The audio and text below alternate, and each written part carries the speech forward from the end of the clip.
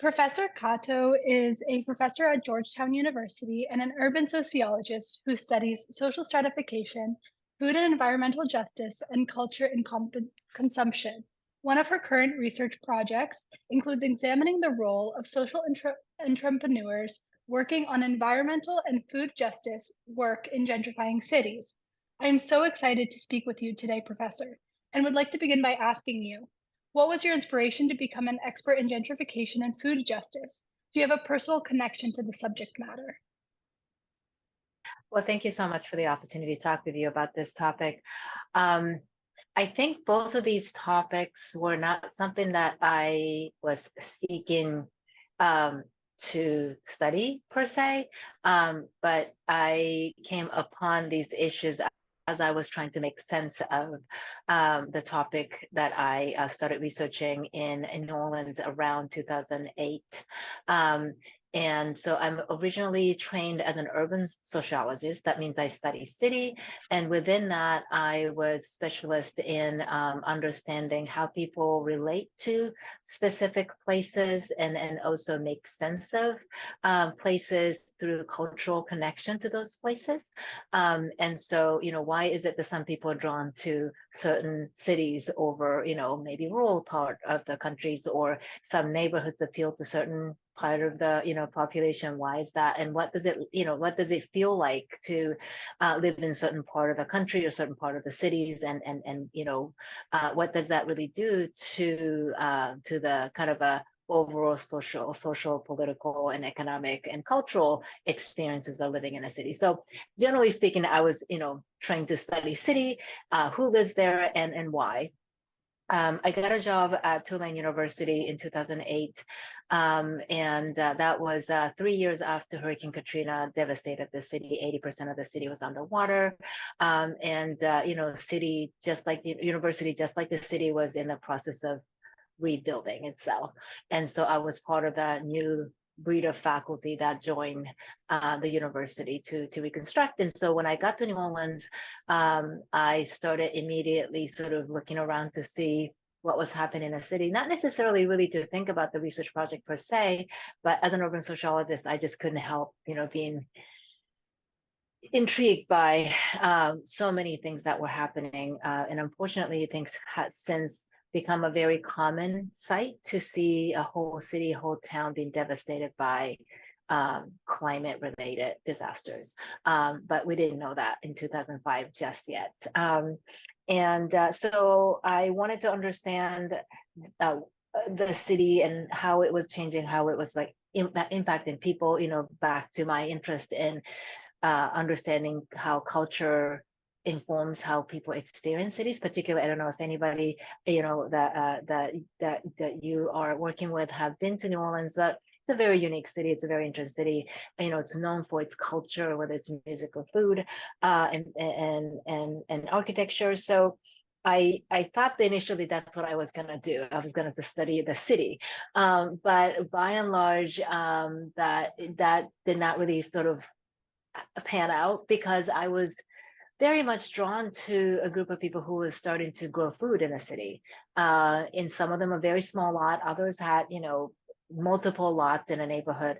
And I wanted to understand why garden, right? It's not really the thing that we think about when you think about rebuilding the city. Most of us think about road and buildings and other major infrastructure, and maybe education, healthcare. But garden is not really the first thing that comes to most people's mind. And so I thought to myself, I wonder why. And so that's really when I started to talk with people and then understand why they were doing what they were doing. And in that process, I got introduced to the scholarship of environmental justice and food justice, something that I did not really know much about at all. And I'm happy to talk more about that in a minute, about those things. And then also, as the city continued to recover and then rebuild from 2005 to 2015, it was really a remarkable change in the city. And by the end of that decade, conversation about New Orleans, if you could believe it, initially right after Hurricane Katrina, there was even a conversation about, is it worth rebuilding the city, right? Should people be allowed to come back? Should we just really kind of, downside the city and sort of make it a very small city and then just really not rebuild most of the city? A large number of long-term residents and activists fought back, and city, eventually started to come back, not necessarily in all parts, which is kind of part of the story that I, recognize, because some of the gardens were located in an area that really started to quickly develop, and some of the growers actually were starting to lose those lots. While in other parts of the city that was not really rebuilding quickly, they were doing okay. And so then I really wanted to understand, how does urban development impact, gardening of all things.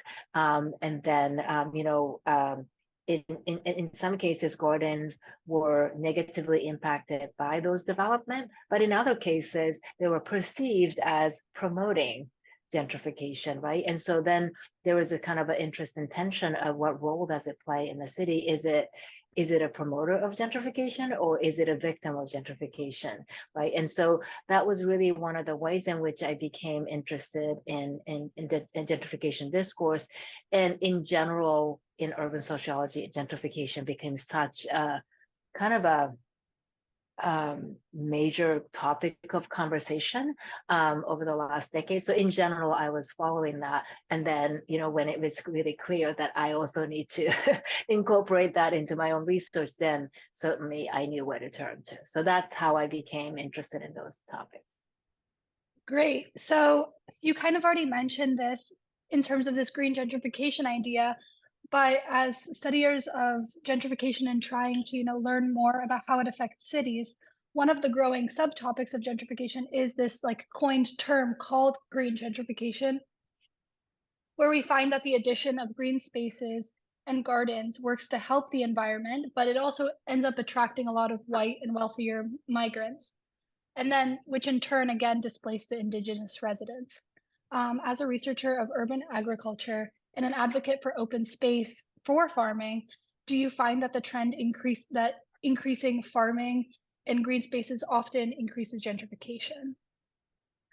So that's a really excellent question, and something that I've been grappling with in my own research. So right now, I am continuing to wrap up my research from New Orleans, but also I have, I now live in DC, and I have been kind of observing how urban agriculture scene in Washington, DC is evolving. And at the same time, I am sort of following the trends elsewhere, not just in the United States, but also, across the world. I'm not exactly as versed in global phenomena of urban agriculture, but it's very interesting how differently that intersect with development. And so in case of the US in particular, places like New York City, for example, I think the pressure of the development is very, very intense, as most of you would know if you are, spending any time in New York City. But at the same time, that developmental pressure is not across the board, right? So if you go to certain boroughs, whether it's Queens or parts of Brooklyn, that still hasn't really, been under the same intense pressure for the development, there are still spaces where people can continue to grow, and organizers, in the community. I actually, one of my good friend, Justin Myers, just published a book called, and it's really hard to read, The Growing Gardens and Building Power. It's about community activism led gardening and urban farming in East Brooklyn, right? And so there is East New York, sorry. And so there are areas where gentrification hasn't quite hit, and so gardening has not quite obviously invited in, right? And gentrification, not necessarily. But other places where gardening has historically been under attack whenever there was a developmental pressure. And then in other places, I think there is a perception that gardens actually lead gentrification. I'm not really sure if it's really the garden is what makes the gentrification, but it's really one of the more visible signs of gentrification that people associate with. And so I've been very cautious in making the link between garden, particularly I study urban farming, which is slightly different from community gardening. And the connection between urban farming and gentrification is not as clear to me, at least based on the research that I have done. But again, perception, right, of what could happen. And so increasingly, for example, in many cities where there is a resistance towards the establishment of urban farms or gardening by their long-term residents, who now have seen and heard about what happens when the greening goes up, then, right, sort of the other development follow. And so there is not as much of a distinction between, parks or tree planting, for the sidewalk and gardening, because they're all green. But qualitatively, I think urban farms, community gardens, and, green spaces in general are quite different in the way that they operate as a part of this gentrification mechanism.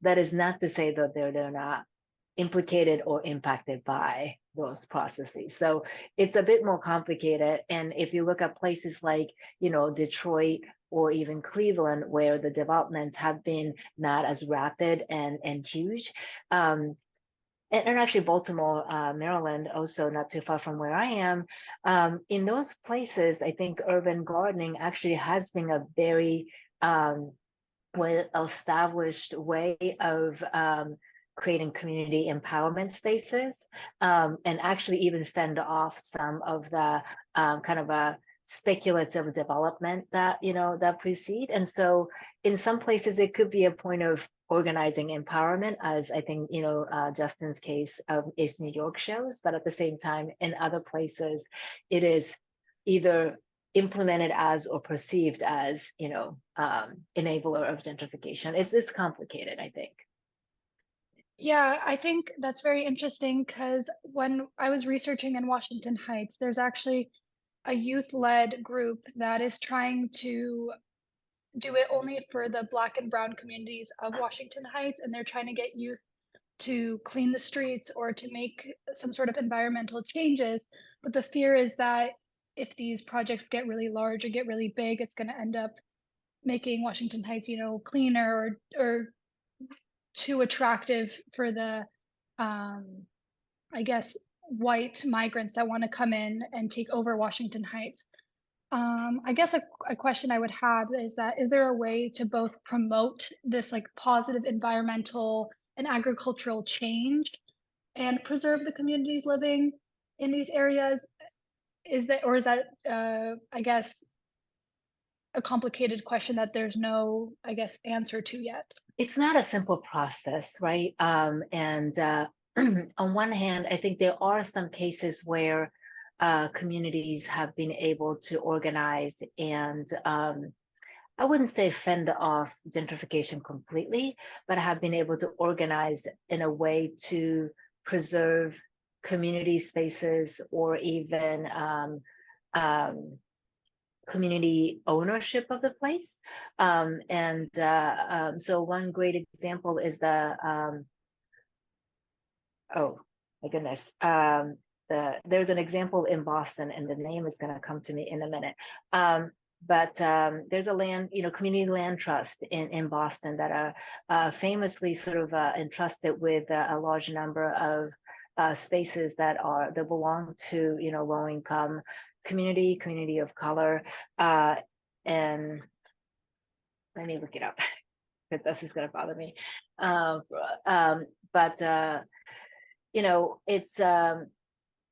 It's a model, I think, that are maybe unusual, but also Dudley neighbors, community land trust. But this is kind of an unusual case where the city has granted this community to be able to identify and own the property as a community asset, right? And so they can decide as a community whether they want to build a house that's affordable housing that that belong to the community, even if somebody from the community may live in there and accrue some kind of a asset, but at the same time, at the end of the day, it belongs to the community. So when they decide to sell, the community gets to decide how the sale is determined, right? And so it's not going to be outsider that just come in and, make their, build their asset and just kind of turn it over.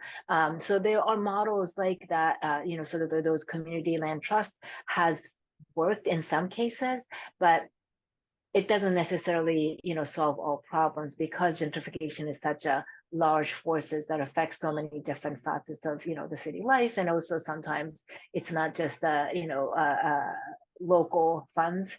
There could be external, right, global funds in some cases that are coming in to shape what gets built and, what gets moved and how property values are determined in a city. And all of those are a little bit beyond sometimes a community organizing's capacity to, and so I think block by block, or even, property by property, I think there are some cases there have been some successes to retain those spaces.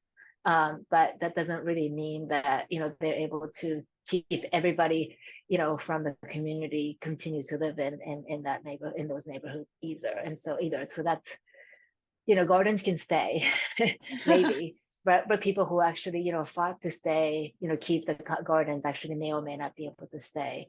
There was actually a chapter in the edited volume, Recipe for Gentrification, a case of Seattle, Pea Patch Community Gardens is really famous, sort of a community organizing effort that preserved many of the community gardens across the Seattle, as the city had come under intense development pressure from the tech companies and Silicon Valley sort of extension.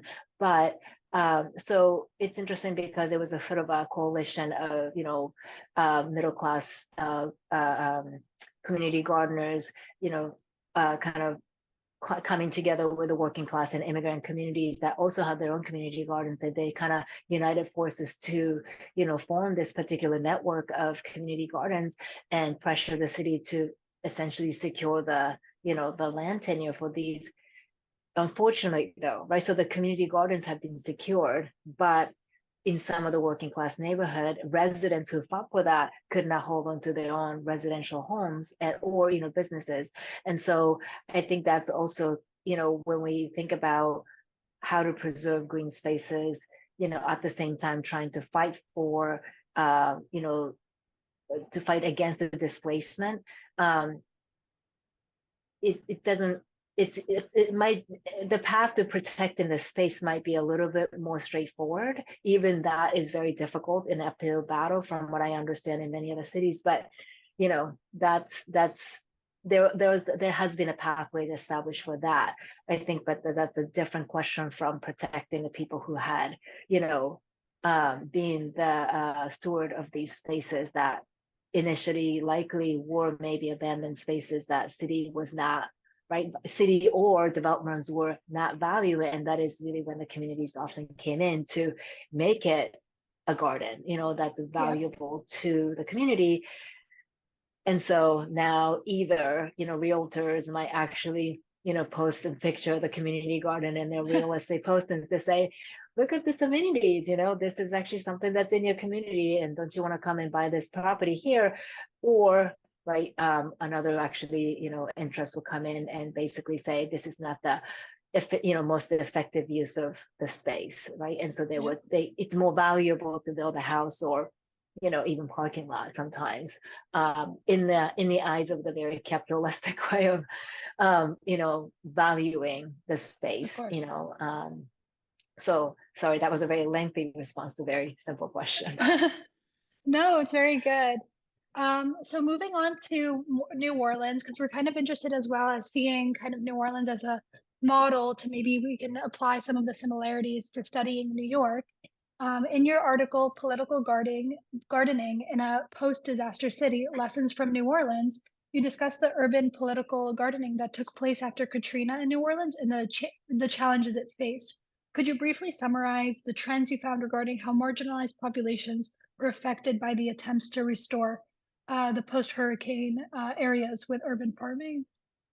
Yeah, so this is one of the things that is also slightly different from when we were talking about the relationship between gentrification and urban gardening, right? Because we were primarily talking about, gardening being impacted by residential, commercial gentrification. Now, the other side of this is really more about gentrification of the urban gardening itself in terms of who is doing the work. And so one of the things that I've seen happen in New Orleans over the course of the decade was that initially it was a very small group of people who wanted to do urban farming, not necessarily community garden, and start a new garden. And they were kind of a combination of long-term residents, returning residents, children who grew up in New Orleans that are now adult but decided to come back as to be part of the community effort, and then also some of the folks who had been a gardener for the longest time in the city just decided that this was their moment to just continue or even like elevate their work, and then a few people who came to New Orleans as a part of the recovery effort and then decided to stay, and they just decided that gardening was the way that they were going to continue their effort for community recovery. So there was a lot of emphasis on community rebuilding and addressing food security, all those things. Over time, a lot more of them just started to engage in commercial sales. All of them, not all of them, but most of them, regardless of how they initially started. And by the end of that decade that I was studying that sort of trajectory, more of them were doing commercial and more of them were not from New Orleans, that came post-Katrina increasingly specifically to do the kind of work of gardening, or perhaps sometimes they came to the city to do some other things and then they discover this land and other resources that kind of inspired them to want to do this. And what's interesting is that by and large, by the end of the decade in 2014, 2015, a decade after Katrina, there was a comprehensive zoning revision that happened in the city that for the first time included the language of urban agriculture as a legitimate use of the land. So up to that point, community garden was a approved way of using, use of land, but urban agriculture was not really a legal way of using the land, which is interesting because for a long time everybody talked about it, fondly, but apparently it was not. But it was finally formalized, right? And it's really interesting because by the time things were formalized, a large number of people who were doing the work were not from New Orleans. A lot of them were post-Katrina transplant. Interestingly, though, I discovered, while I was actually doing the research, that there was actually a very long history of Black folks in New Orleans in particular that had always been growing food, not just for themselves, for their community. Some of them were even selling, right, in a sort of informal market. And so there was a pretty long tradition of that kind of a community-based food provisioning that had been lost a few decades by the time Hurricane Katrina came. And so what happened was that memory did not really kind of get revived as a part of the community rebuilding, which would have been a really great opportunity to frame it as sort of bringing the tradition and sort of the skill set of the long-term resident back, but it became sort of a new thing, right? And so a lot of those folks who are excited about urban agriculture, whether they're from New Orleans, or newcomers, particularly newcomers, treated this as a new thing, right? Sort of a new direction for New Orleans. Look at this new urban agricultural thing. This is a sort of a way to move the city forward to be, just like many other cities that are doing, these kind of a sustainable thing. And, in a way, it did not recognize the history. And so it's a slightly different from gentrification, but I do think oftentimes what happens in these communities that have experienced long-term economic and racial discrimination and structural injustice is that there are efforts that exist in these communities that have so few resources, yet still people are figuring ways to be innovative and creating these support system for their own community, especially because they've been so abandoned by local and federal government or even private sector, economic opportunities.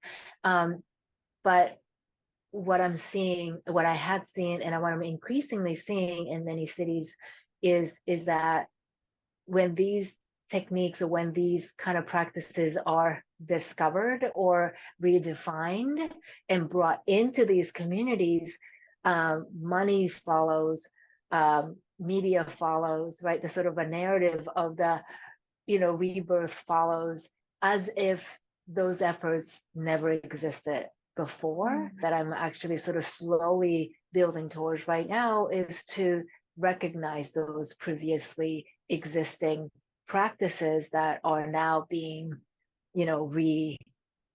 redefined and reintroduced to these communities in the name of, and I think this is a kicker, is that often these are brought in the name of helping these communities, that sort of this kind of a savior narrative is very prevalent. And I think that was one of the things that we, was sort of problematizing in that piece of well-intended people coming in to help, but not really quite understanding why the way they're, envisioning the change is not resonating with the people who have been there for a long time, or this idea that they need to be educated, they need to be told, that there is new solution, without sitting down and asking them first, what have you all been doing? How can we, sort of elevate and not even elevate, how can we sort of support so that you can continue to do, and what you've been doing to be able to scale up, right? Instead of bringing the solution top down. And so that was one of the problems that I've seen. And I do think that this is unfortunately oftentimes seen in many communities that are experiencing influx of helpers that are extremely well intended, I think, but also not as self-aware of the privileges and presumptions that come with come with them when they bring in their solutions. Although I think a lot had changed, I think, during 2020 and, kind of the national conversations around those issues. But still, at the time of us writing this in,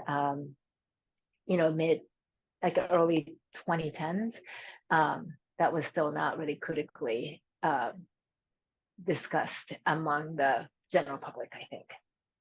I think that ties in very nicely because, as you were saying, in New Orleans, they kind of brought this idea of urban farming as if it was this whole new innovative thing. In Brooklyn, actually, there was the same trend where they're trying to transform it into this like new hippie borough when it's, and like displacing old artists when like these artists have always been there. So it kind of ties into if there's a solution, it's and sort of trans, because in New Orleans it's more about like restoring and recovering the neighborhood from, I guess, from like a natural disaster, while in Brooklyn it was more of a transformation, and we're kind of seeing that transformation also start to happen in Washington Heights. And Brooklyn is considered more of like it's too far gone that you can never have it like restored back to how it was with the historical kind of aspects. But would you say that for Washington Heights, which is just starting this transformation, is there a way to kind of implement these ideas that we're kind of seeing, but not completely destroy them? Like maybe in New Orleans, has there been an effort to kind of save the historical aspects that were there? It's, oh man, that's $1 million question, isn't it? It's, I think I think coalition building across people with different resources and information is very important in those efforts. And so I've been listening to, or I was listening to the podcast Some of Us by Heather. I'm terrible with names. It's very interesting to sort of hear Heather McGee. But to think about the potential, right, of bringing people with different knowledge and skill sets and resources and, social connections to be able to do something that they would not have been able to do individually. And so I do think that in those efforts to prevent or minimize or reduce the impact of gentrification's displacement, whether it's residential displacement or cultural history and memory erasing. Those are effort that I think will be most effective when is not just fought by long-term residents, alongside perhaps people who are some of the newcomers that actually, do know how to engage the city politics or do have time to go to city council meeting and represent the community on behalf of the long-term residents, not just their own interests. And then also being able to connect to, right, sort of other resources that are out there, whether it's funds or, political affiliations, right? There are many different ways in which I think people with, privileges actually can bring pretty impactful resources into the fight. But so often those resources come with their own agenda and their own presumption about what's important.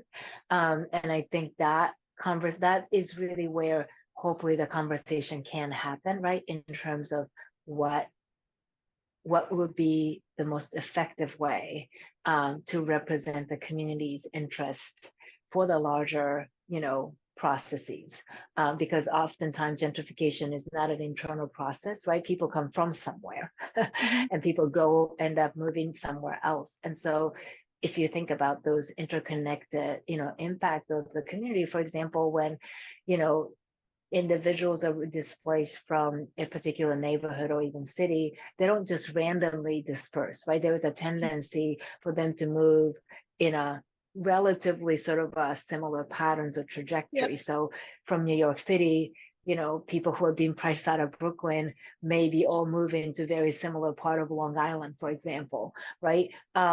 And so then they are going to be impacted by that, so there is going to be always other groups that are being impacted in the process of gentrification of a particular neighborhood.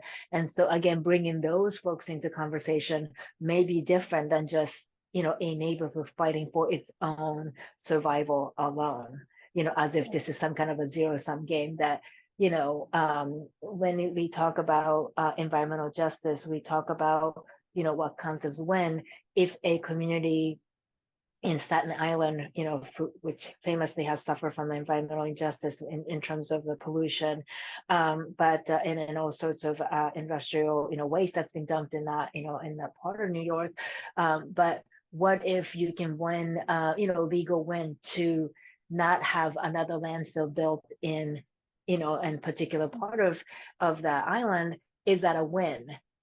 Well, in a way to that community, but that now gets taken somewhere else, right? That's even more marginalized and less resource to be able to fight back. And so, we have to sort of think about, well, are we in competition with another community to make sure that our community stays safe and they get everything else? Or do we need to see this as a fight, right? A collective fight to say, nobody should have to take this.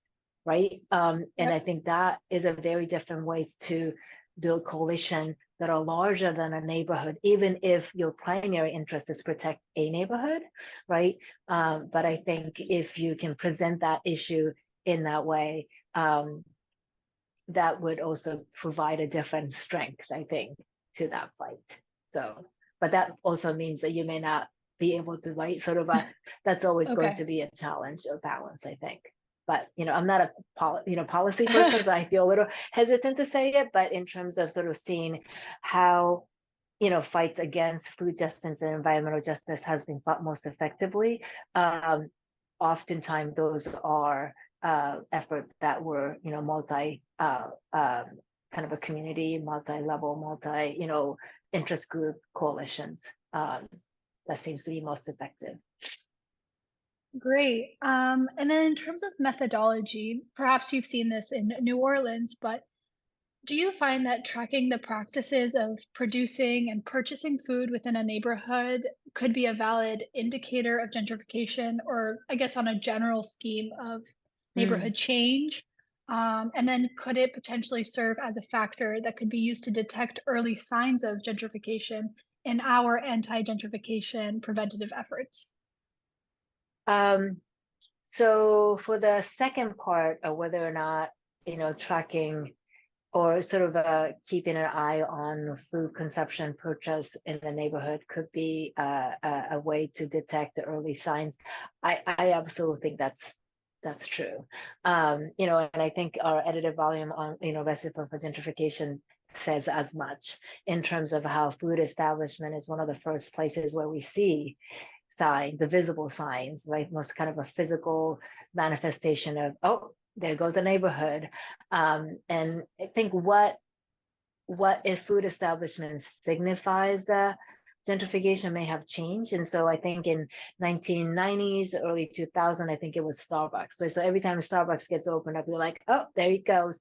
And increasingly, I think it's a sort of a I think somebody told me it was the Safeway and CVS combination or something like that. It was like a sort of a pharmacy and grocery store combination that sort of Mm, really turns that particular, corner or a part of the neighborhood, at least in sort of a northeast cities, where that combination might be prominent. And but I think also even in a sort of a smaller businesses like a restaurant, right? Sort of like what counts as a family-owned business, and you know, and what is gentrification versus not gentrification. So mhm. it's trickier. For example, maybe there is a Salvadorian community, that has always had a lot of Salvadorian, grocery stores or restaurants that are like takeout or people from the community. At least I'm just sort of thinking in DC, and it's possible that a little bit higher end Salvadorian restaurant opens still, with a theme of Salvadorian food, and it serves the food, but food is a little more expensive. The Mm. decor is a little fancier. They have happy hours and brunches on the weekend, and so then you start to think about sort of like what is the change, and I think changes are not always as you know something brand new comes up, but it's kind of a subtle shift, right, in the way that gentrification is introduced. And so yes, I do think the food is a really good way to kind of pick up on where things are happening. um, and then but it's a little harder to measure, so kind of going back to your first question, Yeah. because you can certainly track what businesses are opening or staying open or closing, so you can track that in terms of the supply side of it. But in terms of the demand, it's not always clear who's coming to these establishments, especially at the beginning. There's a moment when these businesses actually could benefit quite a bit from these early signs of gentrification, because Yeah. now they not only have long-term customers, but also they actually now have these kind of curious foodies that are coming to take their Instagram photos of their pupusas, right? And so it's not so much that it's always a zero-sum game of if newcomers come, their long-term residents or customers go. Yeah. Some people might continue to like live in a city, or I mean, sorry, to work in a city, even though they now can no longer afford to live in a city, but their work is in a city. So on the way home, they might Yeah. stop by their favorite place, pick up their meal and they go home, or, this is their lunch spot or breakfast spot, whatever, so there's a lot of interesting way to think about the complexity of actually capturing who's eating what in a city. And I think it's increasingly challenging with the food delivery system, I think, Oh, yeah, that's true. like where the food is going. And increasingly, I think during the pandemic, especially, a lot of these even smaller businesses that used to not participate in those food deliveries have started doing so.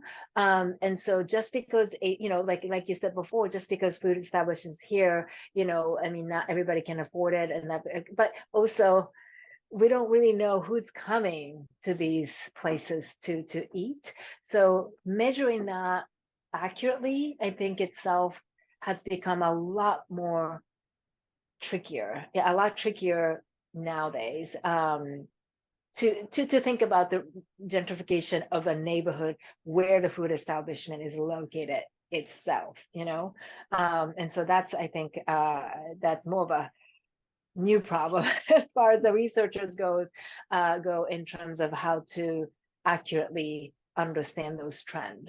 And then I think the final part of it is that also businesses themselves are not necessarily no longer located in an actual physical brick and mortar location anymore. There's a food truck that goes to different neighborhoods. So how do we actually think about that kind of a socially mobile businesses that could go where their customers are?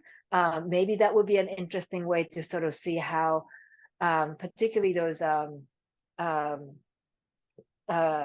food trucks that cater primarily to the construction workers and kind of workers that are in need of these culturally specific but also affordable food, like where they're moving to, as their work sites and residential sites moved. But also I know that during the pandemic, I think there was a lot of the small cottage food industry that popped up in people's kitchen, where they were selling, cakes or cookies or even, dinners for the families, in a very, very small scale, but still making a living, right?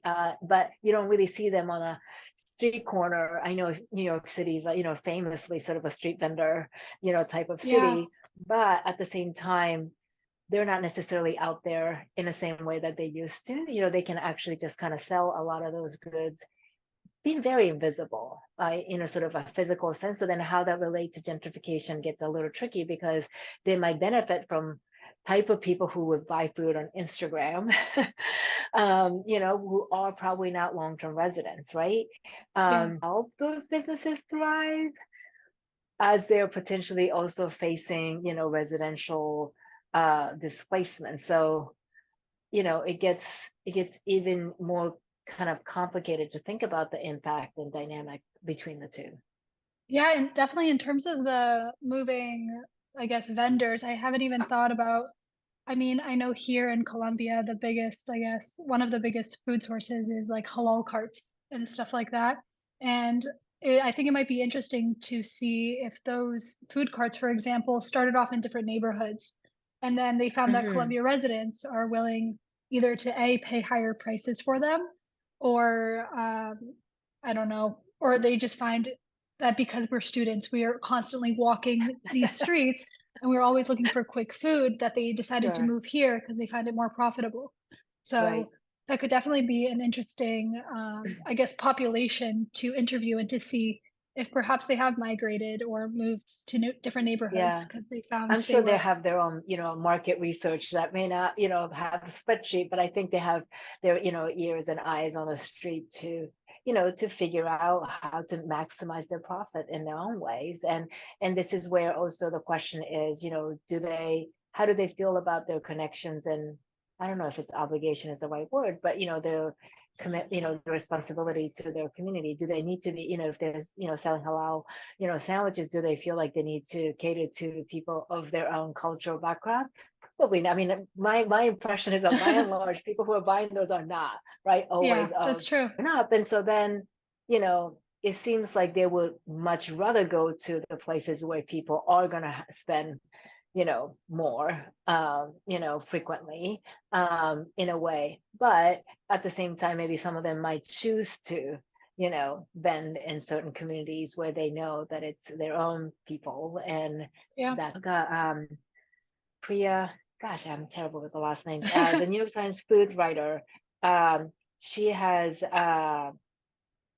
written, oh no, she had done a sort of an interest, she had written a piece, but also done a very short um, documentary sort of feature about the street vendors in New York. And it was very interesting to learn about, limitation of the permit.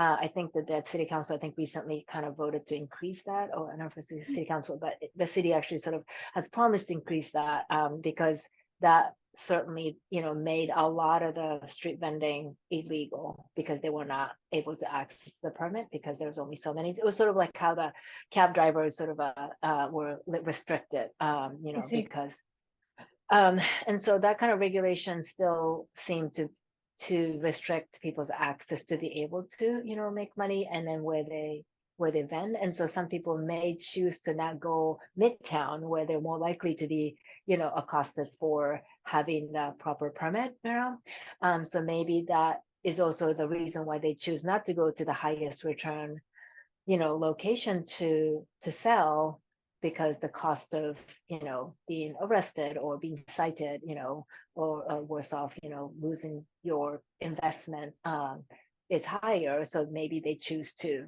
kind of lay low and, be in a community where you're not going to be prosecuted for that. So I don't know, there are potentially a lot of interesting questions about the dynamics of, what kind of food businesses are monitored, and also, regulated, right? Yep. And where that is also kind of even promoted and, encouraged, Yeah. and who's making those decisions.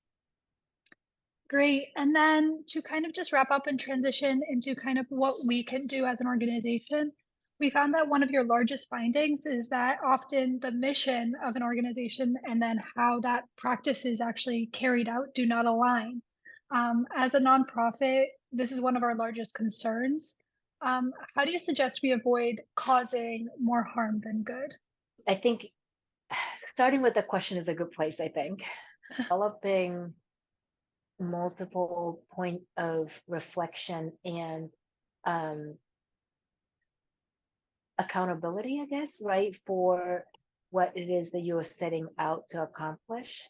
Um, I again, I'm not in the business of running or observing nonprofits, so this is really me kind of coming from more of a researcher perspectives on what seemed to work and what seemed to be a challenge. But I do think a few things that I have seen, at least, with my observation of the nonprofit urban farming projects, is, trying to grow too quickly always seemed to be Mm, kind of a challenge. It raises a lot of questions about, mission, praxis, this misalignment, and then also leadership turnout and all those things. So I think, um, sort of humility to start small and recognizing the time that it takes to build up the effort, I think is seem to have paid off to many of the organizations that are starting very strong now, but a lot of them very started small. So that's one thing that I think sometimes you are so eager to sort of, get to the next level very quickly, but you compromise on the other part of it, whether it's building, trust with the community that you're working with, or, ensuring that there is sufficient resources within the organization to be able to, to slowly but surely building, those outcomes, and then also having the measurement of the outcome, however imperfect it might be, at least so that at least you can say, how are we doing?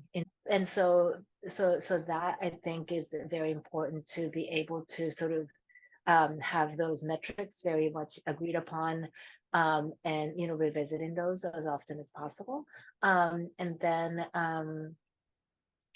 I think also planning for, like, the timeline wise, especially I think when organization is new, um, and thinking about, so how long it takes to kind of accomplish something, right? And then, or you might have you may start something that you as a leader or a member will be around for, but you may or may not be around forever, right? And so mhm. then, how early do you start to plan for the continuity of that effort?